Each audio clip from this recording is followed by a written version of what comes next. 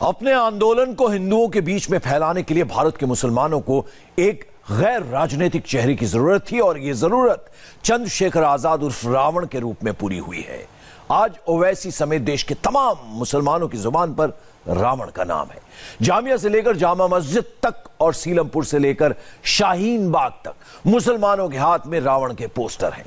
आखिर ये चंद्रशेखर आजाद उर्फ रावण कौन है जिसने भारत के मुसलमानों का राजनीतिक मकसद बहुत आसानी से हल कर दिया है? और इस सारी राजनीति में रावण का लाभ क्या है? देश की राजनीति में कौन सी नई खिचड़ी पक रही है? आज हम ये सब डिकोड करेंगे अपनी इस स्पेशल रिपोर्ट में।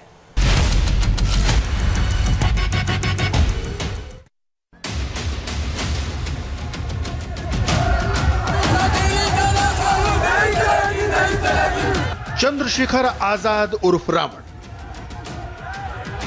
दिल्ली की जामा मस्जिद की चौखट और भारत के सैकड़ों मुसलमानों का साथ। इन तस्वीरों की नई राजनीति को आज पूरा देश बहुत गहराई से समझना चाहता है। एक नेता जो अपनी मूंछों को ऐंठता है, अपना उपनाम रावण रखता है, उसे देश के मुसलमान अपना हीरो क्यों बनाना चाहते हैं? चंद्रशेखर आजाद रावण की तस्वीरें प्रदर्शनकारियों के हाथों में हैं और कहीं कहीं ये तस्वीरें डॉक्टर अंबेडकर जैसे बड़े नेता की तस्वीरों के साथ नजर आ जाती हैं। मुसलमान पूरे देश को यह दिखाना चाहते हैं कि उनके साथ एक अनुसूचित जाति का नेता है जिसका नाम है चंद्रशेखर आजाद रावण। लेकिन ये रावण कौन है जिससे भारत के सबसे शक्तिशाली परिवार की बेटी प्रियंका गांधी अस्पताल में मिलने जाती है? चंद्रशेखर आजाद रावण चुनाव नहीं लड़ना चाहते, लेकिन मायावती को यह डर क्यों लगता है कि चंद्रशेखर उनकी राजनीति को खत्म कर सकते हैं? यह दिलचस्प राजनीति आज हम पूरे देश को समझाएंगे, लेकिन सबसे पहले कहानी शुरू होगी 20 दिसंबर 2019 की इस तस्वीर से। शुक्रवार के दिन जब पूरे देश की निगाहें जामा मस्जिद में मुसलमानों के विरोध प्रदर्शन पर लगी हुई थी और अचानक वहां चंद्रशेखर आजाद रावण की मौजूदगी ने सबको चौंका दिया। इस नई राजनीति के माध्यम से कोशिश ये की गई कि नागरिकता कानून के खिलाफ मुसलमानों के प्रदर्शन को दूसरे लोगों के बीच भी फैला दिया जाए। शायद इसीलिए दिल्ली पुलिस ने चंद्रशेखर रावण को हिरासत में ले लिया। लेकिन हिरासत के पहले भी चंद्रशेखर आजाद रावण ने लोगों को सरकार के खिलाफ भड़काने में कोई कमी नहीं छोड़ी।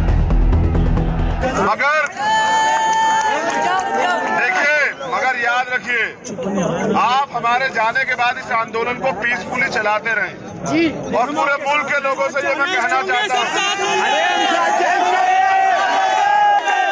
मुझे उल्टा लटकाओगे, मैं तो अपनी कौम के लिए जो यहाँ खड़ी है ना, मैं तो जान देने को तैयार हूँ, लेकिन इन्हें मरने नहीं दूंगा। शांति बनाए रखे। हम भी आपके साथ हैं।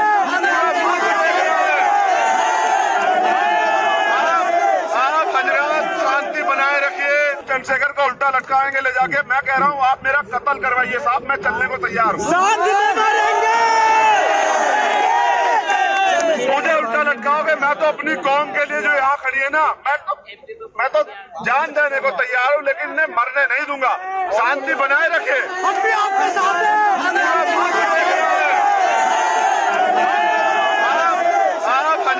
शांति बनाए रखिए। अब आप ये स्टेटमेंट दे दीजिए, आप इसे कह दीजिए कि अब कानून बना रहे हैं, कोई मुसलमान के कागज नहीं चेक होंगे, दलित के होंगे, हम इस पर स्वीकार करके हम प्रोटेस्ट खत्म कर देते हैं। मैं कह रहा हूँ हम भी हंसते हंसते फांसी का पंजा कबूल कर लेंगे।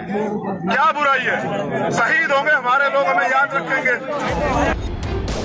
उस दिन जामा मस्जिद के प्रदर्शन में पुलिस ने कोई हिंसक कार्रवाई नहीं की, लेकिन चंद्रशेखर रावण ने क्या कहा सुनिए। महमूद भाई ने कहा हाथ बांध लो, ऐसे पीछे बांध के दिखाओ इन्हें सबको, ऐसे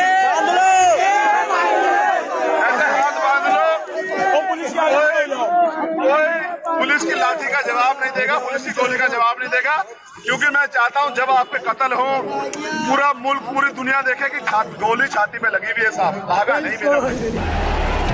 दिल्ली में हुए इस तरह के उग्र भाषणों के 2 दिन बाद प्रधानमंत्री नरेंद्र मोदी ने कहा कि नागरिकता संशोधन कानून से सबसे ज्यादा लाभ अनुसूचित जाति के लोगों को होगा, लेकिन अनुसूचित जाति के नेता ही इसका विरोध कर रहे हैं।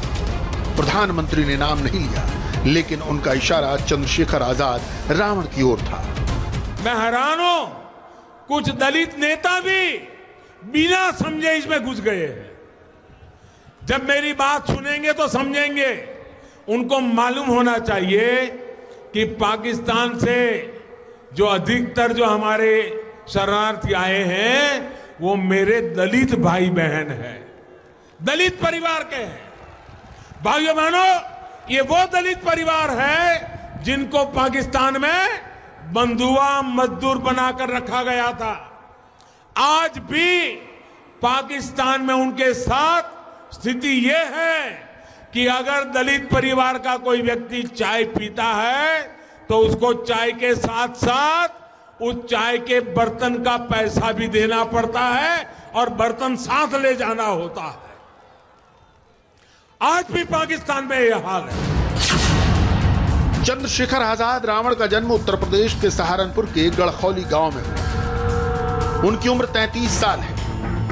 चंद्रशेखर आजाद रावण एक अध्यापक के बेटे हैं। उन्होंने अपनी राजनीति उत्तर प्रदेश के सहारनपुर से शुरू की। उन्होंने कानून की पढ़ाई की है। अपने बयानों में वो कहते हैं कि स्कूल के दिनों में होने वाली छुआछूत की वजह से उनके मन में आंदोलन की भावना ने जोर पकड़ा। वर्ष 2017 में सहारनपुर में हुई एक हिंसा के मामले में उनकी गिरफ्तारी के बाद उन्होंने पूरे देश में सुर्खियां बटोरी। इसके बाद वो कई बार गिरफ्तार हुए। उन्होंने भीम आर्मी की स्थापना की है और उनके समर्थक कई महत्वपूर्ण शहरों में। गिरफ्तारी पर कई बार उनके समर्थकों ने देश के अलग अलग हिस्सों में विरोध प्रदर्शन भी किए। चंद्रशेखर आजाद रावण संविधान की प्रारूप समिति के अध्यक्ष रहे डॉक्टर भीमराव अंबेडकर और बहुजन समाज पार्टी के संस्थापक कांशीराम को अपना आदर्श मानते हैं। चंद्रशेखर रावण अपने भाषणों में डॉक्टर भीमराव अंबेडकर और कांशीराम के बहुजन समाज की बात बार बार करते हैं। चंद्रशेखर रावण कांशीराम की बहुजन वाली पॉलिसी को फॉलो करना चाहते हैं। साहब कांशीराम ने कहा कि सुप्रीम कोर्ट से भी बड़ी एक अदालत है। कौन सी? जनता की अदालत। जनता ने अगर एक बार तय कर दिया तो सुप्रीम कोर्ट भी नहीं झेल पाएगी। याद रखना इस बात को। ये देश बाबा साहब की कलम से। बाबा साहब का नारा था 1000 तलवार और 1 कलम। आज भी एक कलम बहुत ताकत रखती है, बहुत ताकतवर है। एक बार जो लिखा जाता है वो कटता नहीं है। साहब एक नारा दिया करते थे, वो नारा था कि 85% और ये 15% राज कर रहा है। अभी कुछ पीड़ा हुई है। साहब से माफी चाहते हो, मैं इस नारे को बदल नहीं रहा हूँ, थोड़ा सा चेंज कर रहा हूँ। अब मैं इस नारे को बदल रहा हूँ। अब मैं इसे यहाँ चाहता हूँ, जो देश का 85% तबका था, जिसे हमेशा से दबा के रखा गया, जिसे हमेशा से उसका उत्पीड़न किया गया, मैं चाहता हूँ वो शिखर पे आए।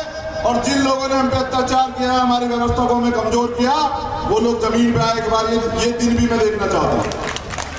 बाबा साहब के बच्चे मिट तो सकते हैं लेकिन झुक नहीं सकते। मैं बार बार समझाता आया हूं कि देश बाबा साहब के संविधान से चलेगा, मनुस्मृति से देश। बहुजन शेर है, बस जगाने की देर है। इन भाषणों ने अनुसूचित जाति के युवाओं के बीच चंद्रशेखर आजाद रावण की लोकप्रियता काफी बढ़ा दी है, लेकिन बहुजन की राजनीति को कांशीराम भी लागू नहीं कर पाए। तो क्या ये कठिन काम चंद्रशेखर रावण कर सकते हैं?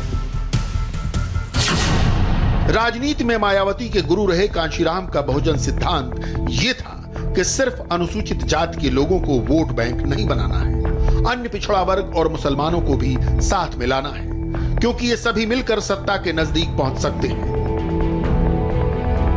कांशीराम ने यह राजनीतिक प्रयोग करते हुए मुलायम और मायावती की गठबंधन सरकार बनवाई थी, लेकिन लखनऊ में गेस्ट हाउस कांड की वजह से यह बहुजन का राजनीतिक प्रयोग फेल हो गया। अब चंद्रशेखर आजाद रावण इसी प्रयोग को दोबारा जिंदा करना चाहते हैं। राष्ट्रीय स्वयंसेवक संघ को वो अपना सबसे बड़ा विरोधी मानते हैं।